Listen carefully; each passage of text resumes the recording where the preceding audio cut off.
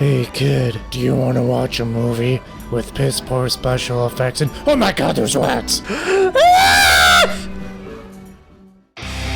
ready to talk some movies, Brennan? Yeah, okay. Well, let's go!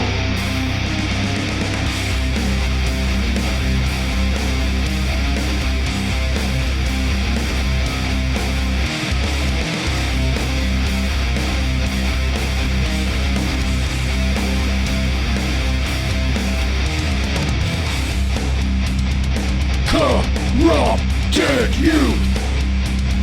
Corrupted youth! Corrupted youth! Corrupted youth! Hi, welcome to the Corrupted Youth Podcast. I'm Dan. I'm Brennan. And we're a father and son duo that explores the latest blockbusters, classic genre films, and the schlockiest of Golden Age VHS rentals, store flicks, and spoiler You know what? Moby needs to fix that. Yeah. Spoiler heavy fashion. Today, any updates actually? Oh, well, we have a very special update this month. Not only is this your birthday month episode for May, if I've done my job correctly, this will definitely get out in May in time because I have been training our new intern who's here with us. His name, Moby Weemelstone. Moby like the dick. Oh, don't be mean to Moby like that. It's okay. He's probably heard that one. Yeah, yes. He's heard that one a million times. Moby here, he's going into audio production and he just needs some hours, like a little pre-college thing because you go to school with him. Moby, would you like to introduce yourself? I mean, yeah, like we were talking about that earlier. He's just planning on being here, just not in the podcast. Okay. Oh, so you're going to cut yourself out? Well, that'll be kind of weird, though. Be a lot of editing. Okay, yeah. Well, anyway. I mean, whatever. I mean, hey, that's on you. If you're willing to do the work. Yeah, well, somebody's got to do it. And I don't want to do it anymore. And Brennan sure as heck doesn't want to learn. Yeah. Well, anyways, dongles, feel free to welcome Moby. We're going to try to get him into the dongle den too, but he's not big on social media. Yeah. Going to be fun though. So he should be here like probably through the summer with us. So just a couple months. It'll be cool. But yeah, back to you, Bren. Birthday month. That's right. And so we were scouring. I was thinking of movies to watch and I was thinking about what was fun, like remembering some fun episodes, and one that stuck out was Alien 3000. I'm like, that movie was horrible. That movie super terrible. I want to find a movie like that. Yeah, but that really wasn't like fun it wasn't like so bad it's good. But there was definitely some so bad it's good. Remember the helicopter scene? Okay, yeah. Yeah. I mean, yeah, like it definitely shined for fine, yeah. It had okay. it was pretty awesome. Similar scene in this. Yeah.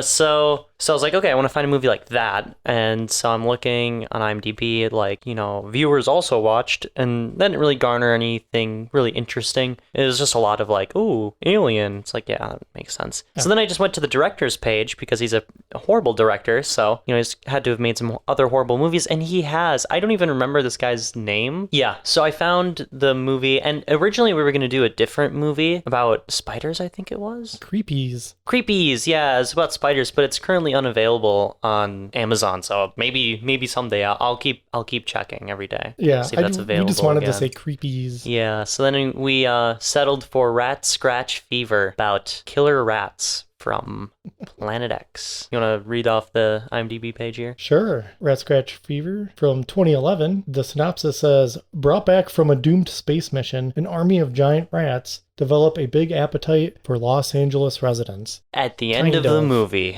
Kind of. In the last 10 minutes. Yeah, so this was written and directed by Jeff Leroy, and it stars Randall Malone as Dr. Christopher Steele, Tasha Takosa as Sonia Trenton, which who knew she had a last name?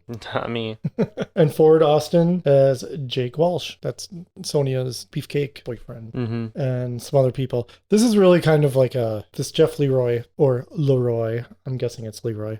He's very prolific in making these types of movies from what I've seen. He's very active and he's often putting out more than one movie in a year.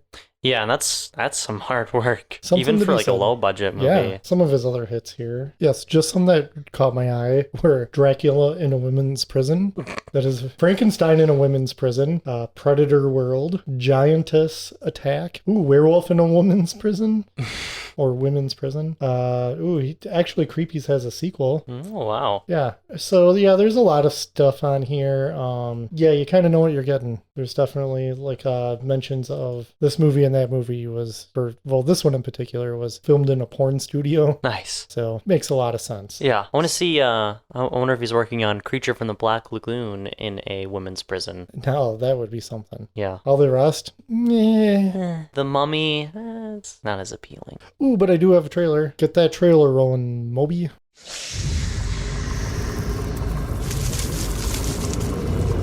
You hear that? Something's in here with us.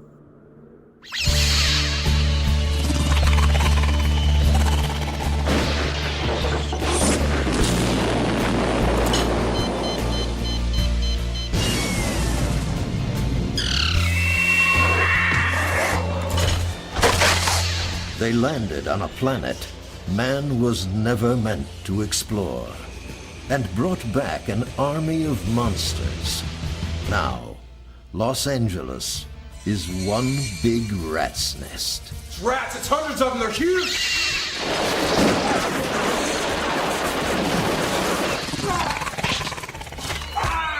When you went up in the ship, something happened up there. It's like you came back a different person. I have changed. And I don't want to change back. Soon, my children.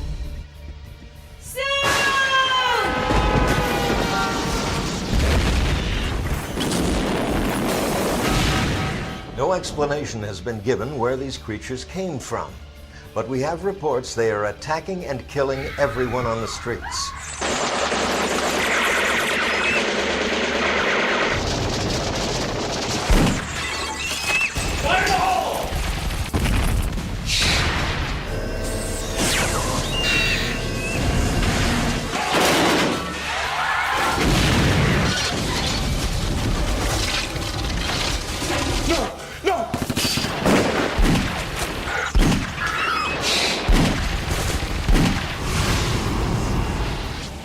Done. Rat scratch fever. This film is not yet rated. They're afraid to look at it.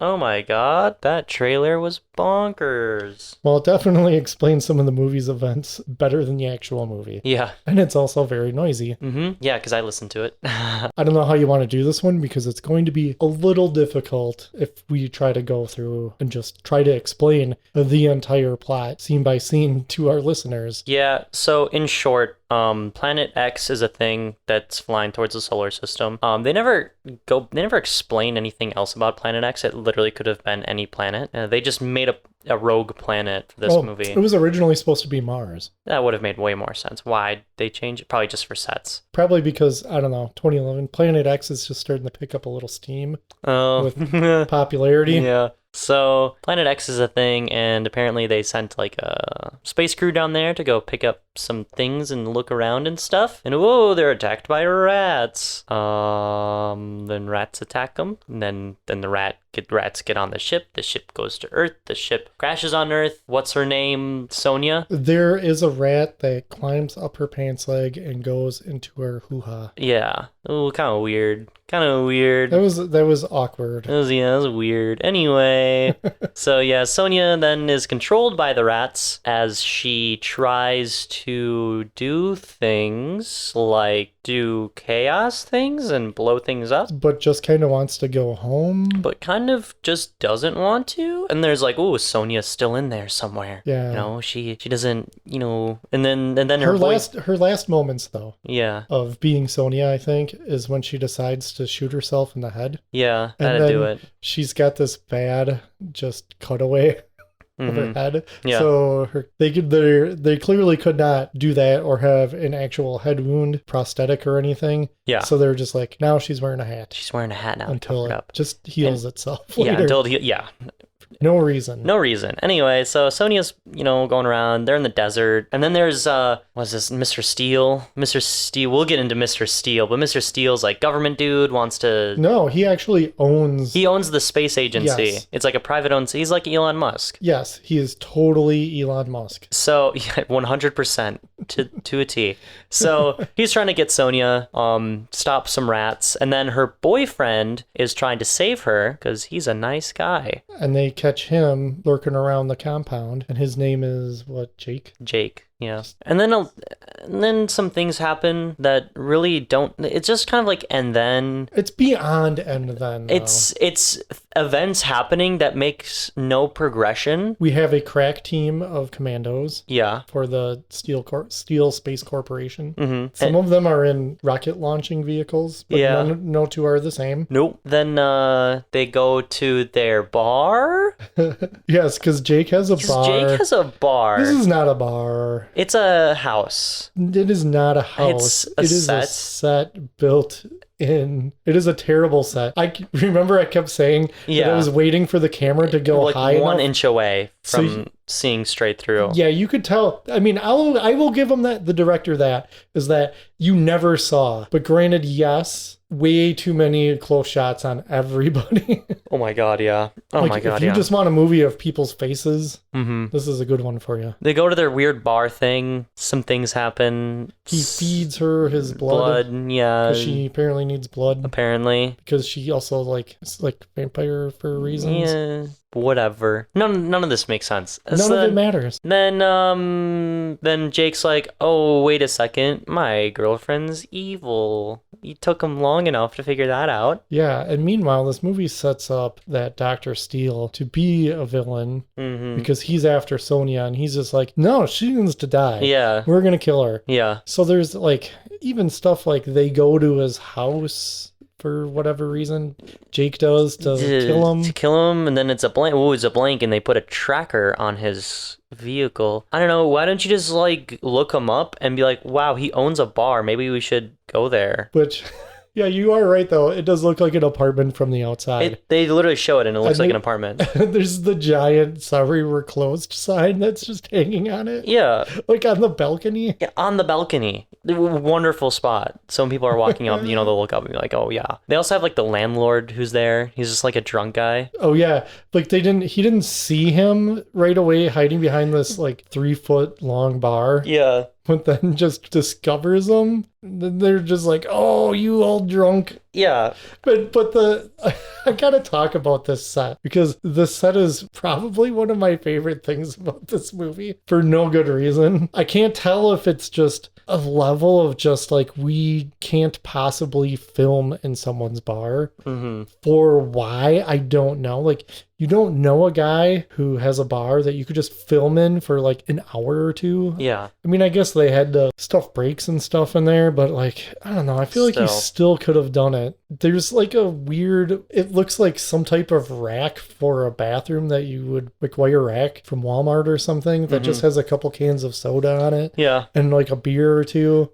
It's the most awkward thing ever. And I don't know if it's supposed to be a joke or not. And there's that they've got a couch. Yeah. That's pushed up right next to the bar stools. Yeah, no one wants that. No. And there's a random painting of some mid-century dude. It's just some general guy or something just on the wall. But Jake named it after Sonya. It's Sonya's place. Sonya's place. That's right. Sonya, then her head explodes.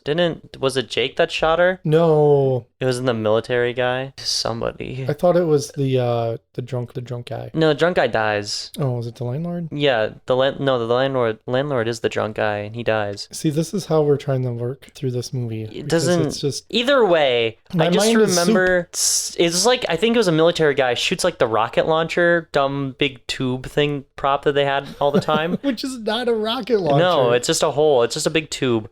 Shoots it, and her head explodes, and there's a rat just chilling on the top of her headless body. It's her head half splits open. Yeah. And it's a weird effect. It's really weird. So she dies, and then the rats get mad or something. I don't know. And all these giant rats come down from the hills, and they all start running amok through LA, and this is where the movie was good. Well, yeah, there's also a lot of, stuff about what's happening on TV. Yeah, I did like that. And it felt like they have like the weirdest guy, and it felt like an attempt at a Tim and Eric sketch, something that would be on Dr. Steve Brule or something. Yeah. It was so weird. And he was trying to crack jokes about the situation. It's like, no, dude. Which raises a lot of questions I have about this movie, which we will get to. So rats, then it's like, then it becomes like a thing where like they're trying to defend the bar, and now like the military guys and Jake like teamed up, and Dr. Steele shows up in a big dumb not mech. It's like a weird tank thingy. It's another tank thingy. It's another tank thingy, and then he explodes, and then one by one, all of our mercenary guys start dying off to all these rats. Oh, two random girls showing up in that the just bar. scream a lot. One of their babies we see get dragged away by a rat. Oh yeah, that's right. And it's just a baby that they slowly dragged and then just put a rat over. And that kid does not look comfortable with the situation No. whatsoever. That was kind of weird. That was a really weird bit. So then, so they all die one by one, and then Jake is left to be the only survivor. So we pan out as he walks around destroyed LA as there's news reports of rats in New York and all over the world somehow. It's also conveniently explained too in the movie, the origin of the giant rats, because it felt everything in this movie seems like they were just doing it on the fly, which they probably were to some degree. Yeah. And they thought, oh no, we never really explained why there's rats on Planet X. Yeah. So they go, well, people from Planet X must have come to Earth and experimented on rats on Planet X and ended up getting wiped out because they're trying to create a super weapon, biological weapon from rats. For something. Because there's a temple and stuff on the planet. Yeah. And a whole lot of stock computer effects. Yeah, and some bad hieroglyphics. Just straight out of a box. I like how it was like a temple. Like they had this idea of like, oh, it's like this temple. It's like this ancient civilization that was wiped out by the rats. They have all these hieroglyphics. They have like weird mummy coffins and stuff like that. But then they're like, oh, they're also hyper advanced and they could travel between planets and they could make genetic weapons. But they didn't have civilized, like they didn't have like cities or anything. They had temples. That adds up. I mean, Planet X is just a mess. There's fire, there's lightning everywhere. Yeah. There's stock lava. lightning, stock lava shots. So that's the movie in whole. And in between all the events that we said, things happen and characters will talk to each other about stuff, but none of it matters. None of it really goes towards much. Scenes just kind of come and go. At one point in time, they're trying to hit Sonia with their rocket launcher vehicles, which are just two giant tubes on the back of these miniatures. One thing I will give the miniatures on this is that they tried to superimpose everybody who was driving it. I did notice that. And it wasn't the best, but I mean, it was at least an attempt. Yeah. Yeah, I did like that. So you could tell who was in which one. And it helped give the scenes more clarity and continuity. You could understand what was happening a bit better. Yeah, and they would just launch these giant missiles out of the... They would miss. And they would just miss every time. Miss every time. Like at one point, Sonia was in one and another dude was in one. And they're shooting at each other and they missed like 5-6 times and they're barely moving. And they weren't even that far away from each other. No. And I was like, is this like that bit on the Naked Gun movie where they're shooting at each other, like peeking out from behind the garbage cans, and it turns out they're super close? Yeah. Like, are they trying to be funny about it? But there was no comedic timing or punchline or anything like that. And every point in this scene too of Sonia using the weird tank, she always does a one-liner after she blows up her enemy. And they were always so bad. I like when that one guy's like, I'm the best. Yeah. You can't stop me. And then he just gets blown up. Yeah. I'm laughing about it, but I'm not really finding it funny. Yeah. And like the action just in general in this movie was very hit or miss on whether you could actually tell what was happening. Some action scenes like flowed all right, where you could understand the setting, the positions of the characters, what was happening. You could understand. But other action scenes, I felt like they were just shots of rats and then maybe like a tank and then maybe a really bad CGI shot of something. And it was just a mess. It was kind of a hodgepodge of... Yeah. And that's kind of the whole movie in general, is like, it doesn't quite... I think I know what they were going for, but I don't think they achieved it. What if we get Army of Frankensteins and then the director listens to this? Well, Mr. Leroy, if you're hearing this, I'd like to say, good job. Okay, I mean, my point here is that I've watched some very terrible porn movies with not much story going on, and stories that are even nonsensical, but this just kind of needed a little more story to accomplish being a better movie. I mean, that, and I'm not even going to dog the effects for the quality of the movie, because the effects are horrible. Oh, 100%. They are, all the CG effects in it, absolute garbage. That's my point, though, is like, I think they were trying to go, wink, wink, we're making a spoof on monster movies and we're just having fun with it. But there's this level of laziness and ineptitude that really drag it down. It's like Scary Movie. Like, Scary Movie's a fun spoof on scary movies because it understands its genre well. It understands what works, what doesn't work, what to poke fun at, what to, keep the same. You can't just make a monster movie with monsters and explosions and a nonsensical plot and expect people to be like, ooh, this is obviously a funny spoof on monsters. I don't like watching a lot of wink wink movies like this. Yeah. It's not really something I go after. It's hard to get through movies like that are just intentionally trying to be funny. I never liked any of the Sharknado movies. No, Those were all bad. Those were like the most successful of those bad movies. What I think were like the best of this genre where we're kind of like Sharktopus, something like that, where they actually tried. Like when you're actually trying and you fall on your face, that's funnier. Yeah, well, that's what makes a So Bad It's Good movie, is that the intent is to not make a bad movie. This Rat Scratch Fever is an attempt to make a bad movie intentionally. They want to be so bad it's good, but miss the point. Yeah. And so therefore it falls in the spoof category, but it's not really a spoof. It can't really lampoon things properly and can't, like you said, it doesn't understand. It doesn't get it. Yeah. It just picks up nuggets. And it's probably also like, hey, we're just having fun. And that's fine.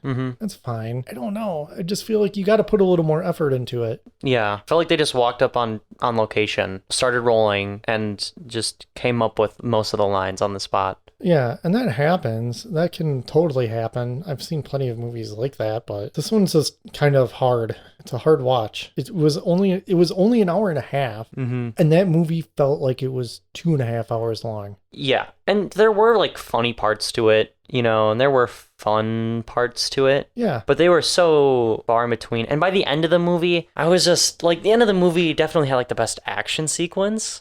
Like, it was like fun, people getting attacked by rats and stuff like that. Like, that part was actually interesting, but I was so burnt out on seeing a bad CGI, whatever, shoot at a real life rat and put a stock explosion effect over it or something like that. Yeah. It was just mind-numbing. Well, the masking on these green screen effects was just, it was bad. Stuff would just disappear sometimes. Yeah. Or it was just so fuzzy. Let's just try to do this as fast and poorly as possible. That's what it felt like to me. It's like they made a mistake and then they would like look at the mistake and be like, that's funny, and then they'd keep on going. Or not care. Yeah. Or not have the eye to tell that something was bad. And it wasn't like a budget restriction. It was just a lack of caring. And I feel it's this whole movie in a nutshell. It's like, yeah, we want to do fun stuff and we want to ape all these ideas, but at the end of the day, just falls short. Like, again, there was like fun sequences to it. Like, I could sit here and point out like, oh, do you remember that part where the mercenary lady was like ripped in half by the rat? That effect was so bizarre, I didn't even know what to think. It kind of like melted my brain. Yeah, because it was actually kind of good. But not good. But it was like, they somehow figured it out. They figured it, yeah, like, and actually it held up. Like, it wasn't like compared to everything else in this movie. Yeah. Like stuff like that, or well, I will give this movie credit though. They did not skimp on the blood. No. When there was blood to be had, there was lots of squirty blood. Oh, yeah. Lots of blood going up on the wall, like when Sonia would be feeding on somebody. Yeah. It was those just nuggets of competency that just string you along, I guess. And like it did get me with like some of the reveals, like the part where Sonia shoots herself and you hear the gunshot but you don't see her do it, and then you hear her talk and you're like, wait a second. Like, we were both like, wait, did she actually do it? Like, there she is just chatting on the phone, then she turns her head and there was the reveal of the really bad effect. Yeah. But like that still showed, it's surprise. Oh, whoa, the rat. I'm really digging for anything nice to say here. Let's just take a little break and listen to a podcast that we love. And the dongles should too. are we gonna get? Welcome to Good Beer, Bad Movie Night, where each month we drink finely crafted brews while watching terrible films in order to see just how drunk you have to get to enjoy them. So tune in and join Troy. Kill more Krites. Oh, that was pretty good. Thank you. Dave. I have the weirdest boner. And Pete. IPAs are ales, meaning they are bottom fermented. Excuse me, they are top fermented. I f***ed that up. Try that again. As we drag Kathleen. Hear me. Kicking and screaming through an alcohol-fueled podcast dedicated to movies of questionable quality and the frosty adult beverages that help make them tolerable. Good Beer, Bad Movie Night. Clearly, it's the beer's fault. It's going to be the picture that I use for this because there's so many cockpit scenes of like, I'm in a rocket launcher vehicle. Yeah. But there's these two dudes in this plane that's trying to take off. And these guys don't even look like they know what they're doing. Mm-hmm. And it's so great. And I got to admit, I did like that because it made me think of the helicopter scene in Alien 3000. Yeah. Of just, it was so terrible because they just tried making this CG airplane, like this big carrier, and it was spectacularly bad. I mean, it was just the most basic of CG. There's another, there's a little dogs barking. Well, nobody will hear that. Yeah. Moby will take care of it. At the beginning of, when the movie like was starting to get going, when Sonia was on the run and everything like that, the movie kept on introducing new characters and then just killing them off. Like spending time with them and developing their characters and, you know, giving them some significance. Like I remember there was like the new guy that was riding with like the old vet in one of those like tank thingies, and he was like playing games, and the game that he was playing oh my god, it was just cartoon mice coming out of a hole and getting bigger, and you would just shoot at it, and there was no they could have used a stock game, but anyway, he was like sitting there playing games, and those vet guys like, you better stop playing those games, and talking about this military thing is stupid, and you know, like there was something there.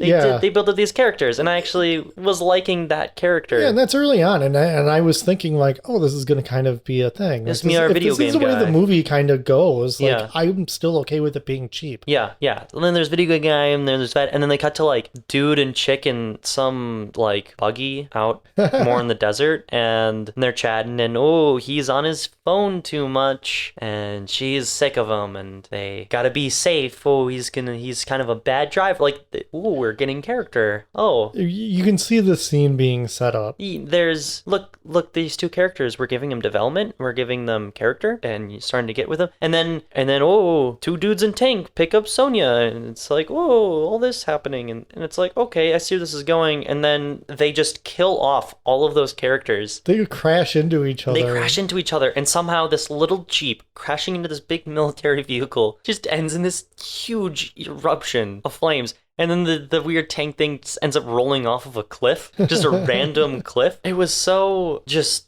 annoying that you can do such a decent job at setting up characters. I remember even saying that I liked the video game guy. I was like, I like this guy. I want to see him do things. If we talk about things that we like for a little bit. Yeah. Things I did like, though. I liked the spacesuit costumes. Yes. When we both noticed that they were stormtrooper helmets that were modified. You could see the respirator underneath. Like, that was kind of neat. Because right away we were like, if like these don't look too bad. Yeah. And I was willing to accept the weird Planet X effects, too. Because I was like, hey, they're going to a different planet. That's a pretty bold thing for a movie of such a low budget. Yeah, and overall, I wouldn't say it was that bad. Like, the stuff in the temple at least it was understandable. Like, it was good. I mean, there was way more effort put into it than the bar. Oh, for sure. And I also liked the miniatures. I mean, not everything was always to scale, but that's really hard to do. And I thought they were fun, especially when they were just like, throw rats on it. Yeah, and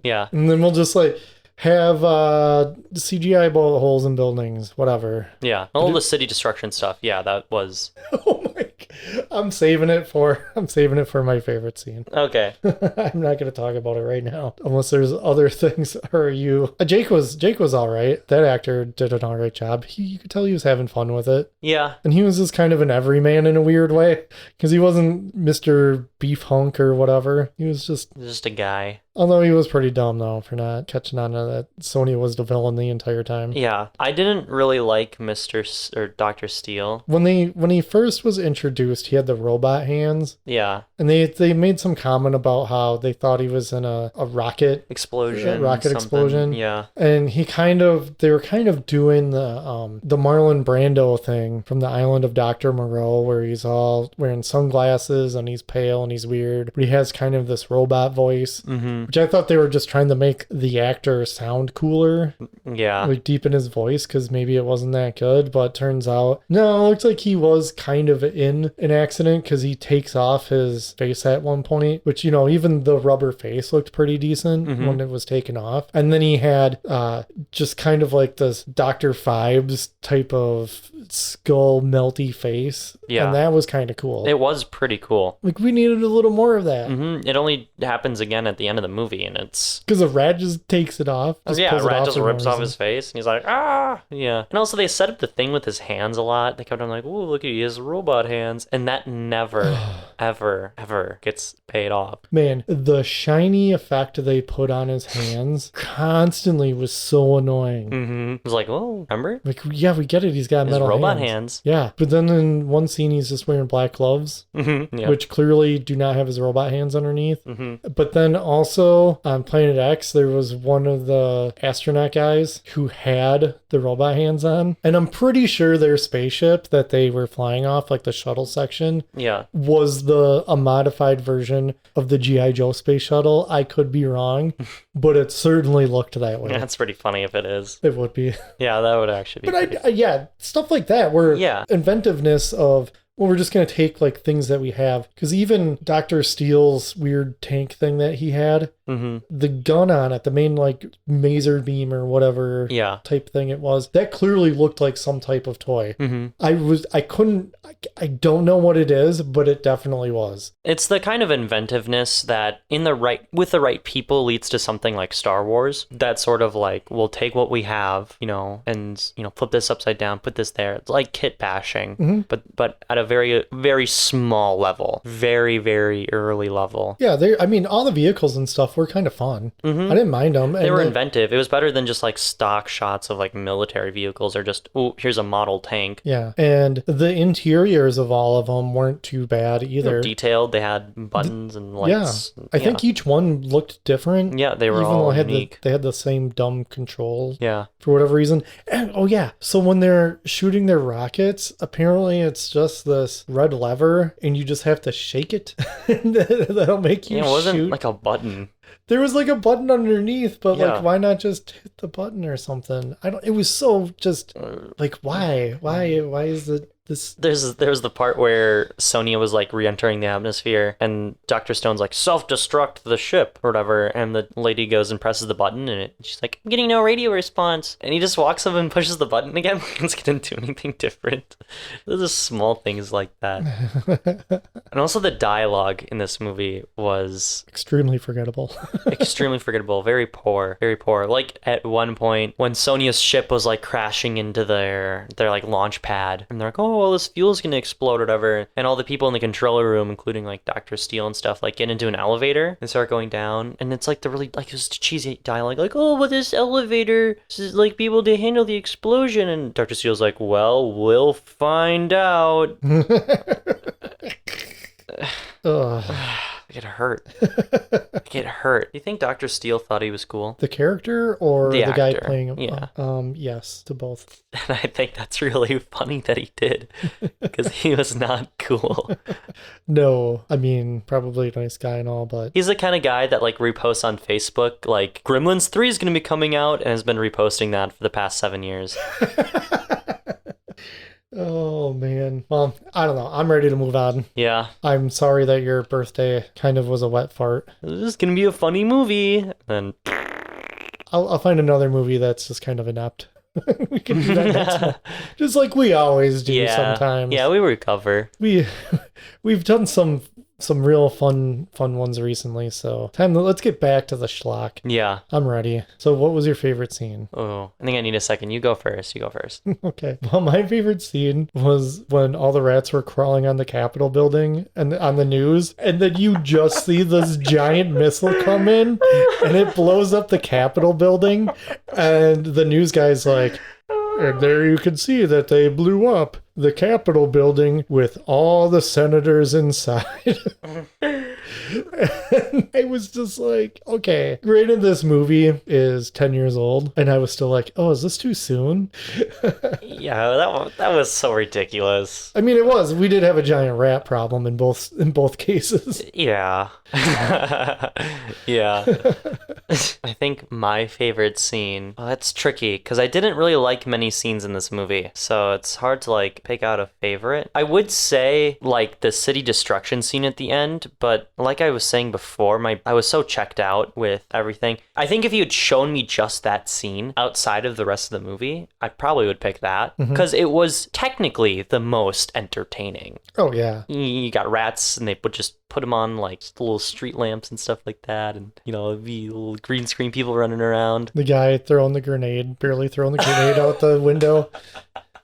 That's in the trailer. Oh yeah, that part was really funny. Where people are just bashing rats and they're just not very good at it, and they're just kind of like laying down with the big giant rat puppet. Oh, it got me. You know what? I don't even really remember what happens in this movie, so it's hard for me to pick a favorite because we just watched it. I know, we did just watch it. I think I really liked the the beginning of the city destruction scene when everything starts going down and what's his name? Jake starts to like lose it. Like he's like realizing that he messed up and he's like the cause of everything, and like the two girls run in and then they're like, oh my god, he's like, what did I do? I did all this, and they're just like, why did you do this? Like, and then he looks at the TV and there's like a commercial for like cars or something like that, but it was rats. Oh yeah.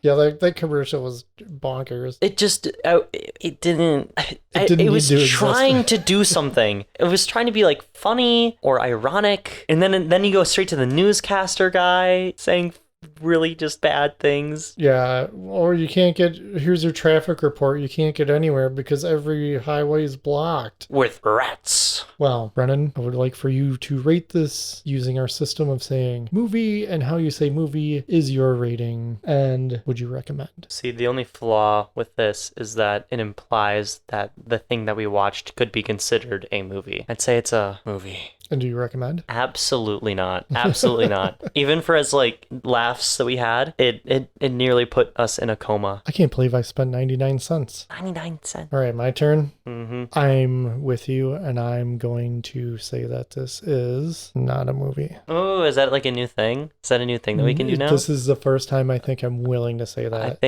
Well, let me go back on mine then, because I didn't know that was an option. This is not a movie. It's not a movie. It's barely watchable to some degree. And you know what? While it did have some fun and cheap production value to it, it just needed that better story. And I've seen this cheap done better because it had a more coherent story. It had soul. It had heart. Yes. This is just kind of missing that. It feels like it's just trying to, I don't know. It either needed half the movie cut out and then replaced with better story, or it needed just like a whole 45 minutes removed and just make it like a weird short little crazy rat extravaganza thing. Mm-hmm, sure, yeah. That would have been more entertaining. Yeah, I mean, there's part of me that kind of wants to recommend this, but I just don't feel I can. And also, because you brought it up earlier, I would like to apologize yet again to Army of Frankensteins. Yes. Oh my God, yes.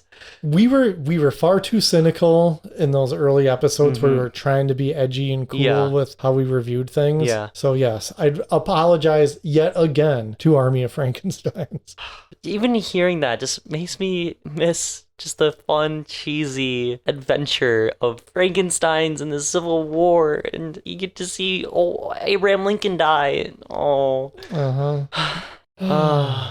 Yep. Yeah. Well, at least we found something to relax us towards the end of this episode here, Bren. Mm-hmm. Now I'm feeling a lot better about life and everything else. Yeah. Well, with that, thanks for listening, and visit our TeePublic store. We always got merch on there. Help support the show. Hug a loved one. Hug a loved one. That's your mission. Yeah, you're vaccinated now. You better be. You better be. Hug a loved one. Hug a loved one, whether that be someone in your family, a close friend, or even an animal. I went to visit some friends, and you know what? I would hug every chance I got. Mhm. Just hug someone. Yes. And it felt fantastic. Yes. Feel free to contact us. Main way to do that is through our email. corruptedyouthpod@gmail.com. We had an amazing line through that. That was good. I'm in band class, and like our band can't even sustain that sort of synergy. Oh, well, it took us a little while to get on the same page, but we did it. We did it. I'm proud of you. Thank you. Yeah. Come visit the Dongle Den on Facebook while it still exists. Show us your memes. Make fun of Mark Zuckerberg's weird lizard face. That's right. He's weird. He's like Data. But not entertaining. Thanks to our listeners, the Dongles, and our fellow podcasters. Hang in there, Dongle.